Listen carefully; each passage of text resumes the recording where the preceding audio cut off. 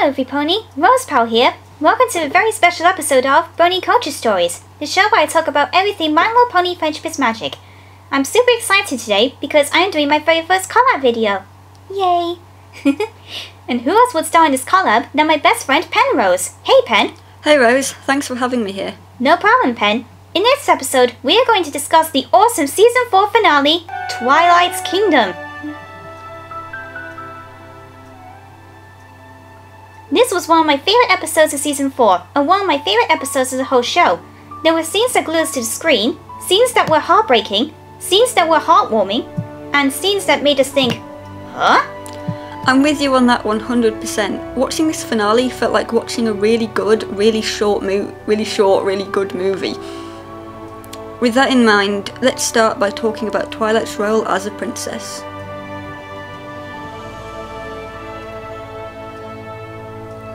Some bronies think that it doesn't make sense for Twilight to not want royal treatment in one episode and want to do more as a princess the next. Now, Camghost Pony did a really good job of explaining why this does make sense, and I agree with him completely. Twilight wants to do more with her role because he doesn't feel she deserves to be treated like she's special when all she does is smile and wave. I agree. I think Twilight's role was portrayed very well in this episode. It's completely in character for her to one purpose, even before she was a princess. Twilight liked to be doing her part, such as with Winter Wrap-Up. Her anxiety about having no real purpose is expressed in a moving inspirational song, where we hear Luna sing for the first time, and I think her voice is beautiful. It sure is, and since you bring it up, let's talk about the song. The main message of the song is that Twilight will play a part in future events, foreshadowing the return of Tirek and her pivotal role in his defeat. Luna sympathises with Twilight at having to wait, which makes sense since, being the younger sister, I can see Luna being impatient to find her purpose in her youth. The message of Cadence's solo is that Twilight might not feel like she's worthy of being a princess, but she is. This is the part of the song I have a slight problem with, because all of the main six are gifted and strong in their own ways, and it kind of reinforces the idea that Twilight's gifts and strengths are more important than the others. I see what you mean there. I think if I had been writing the song, I would have put in a line or two which reminded Twilight that she wouldn't even be a princess, if not for the help of her friends. It would have been a nice way to at least acknowledge them, if not to put them on an equal footing. Or should that be goofy? Apart from a few lines that are kind of questionable, it's still a really nice, harmonious song. Right after the song ends, we have the first appearance of our villain, Lord Tirek.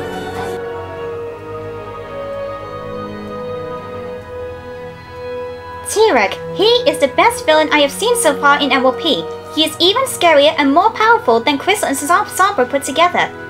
From the first few seconds of his debut in Generation 4, I knew that this finale was going to be action-packed. Tirek made his first appearance way back in Generation 1, in the Rescue from Mainland Castle special, which we have never watched before. Tirek is portrayed as a dark, scary, manipulative, and very strong centaur, with the dark first for draining all the magic of the ponies in Equestria, to make him stronger, which changes his appearance each time. Tirek definitely tops the list as MLP's best villain so far. Not only is he manipulative, creepy and powerful, he came incredibly close to winning Game Over at the end. Of course, this is MLP, and the good guys always win in the end, but still. I liked how the scene showing Tirek and Scorpon's backstory is in the same style as the opening for the whole show. It's a nice continuity nod. We've never seen a villain manipulate others like Tirek manipulated Discord. By hinting that friendship wasn't worth being a better person, and that as his ally, Discord would be free to spread all the chaos he wanted. Tirek proved that the Draconicus certainly wasn't reformed completely at that point. Tirek is cunning. He didn't give Discord a reason to suspect him, and even made it seem as if he liked or at least respected Discord. But in Tirek's point of view, Discord might betray him like Scorpion did, and Tirek's betrayal of Discord shows that he never really saw Discord as an ally, but as a competitor.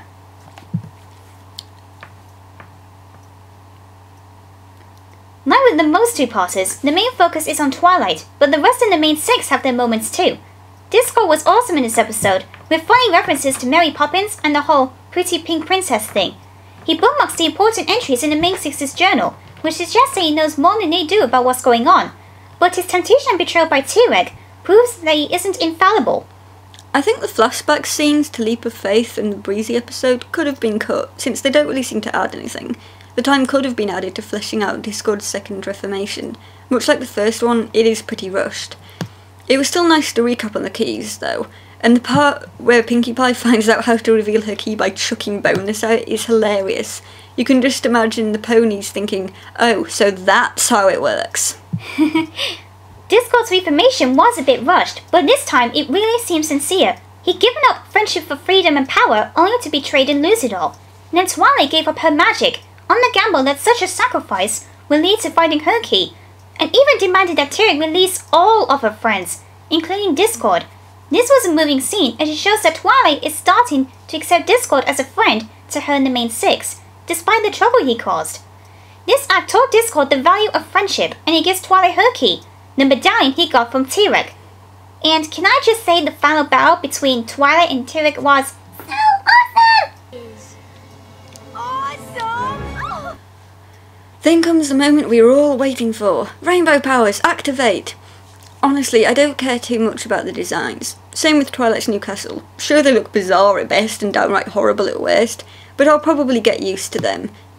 And it. The castle, that is. Chill out, every pony. Awkward designs do not a good show ruin. Also, Fluttershy got light blue and green in her mane, as well as purple and dark pink, the same colours as the ribbons she used to cosplay Princess Celestia. You heard it here first, folks. Fluttershy is best Celestia. I thought the rainbow designs were not too bad. My favourites were Pinkie, Fluttershy and Twilight. Applejack and Rarity's were pretty good too. Although Rainbow Dash reminded me of the super forms of Goku from Dragon Ball Z and Sonic the Hedgehog. I think to wrap up, we'll talk about the second song, Let the Rainbow Remind You. I really like this song. The melody and the message just give me a nice fuzzy feeling. Like I said, the finale felt like watching a movie, and this song is the cheery, cheesy, everything's okay now, let's party, big finish. My one complaint is that I want it to be longer. I like the song. It reminded me of the Rainbow Connection song from the Muppet movie, as they both share similar themes.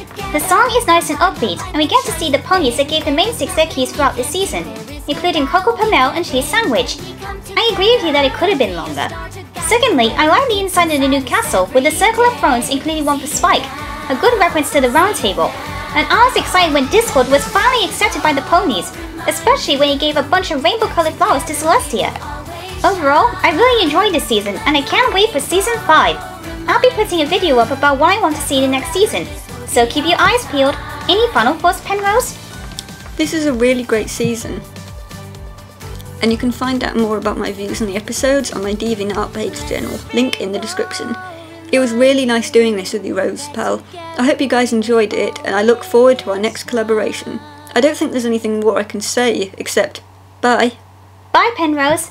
Thanks for watching. In the meantime, I would like to hear your thoughts. What was your opinion of Twilight's Kingdom?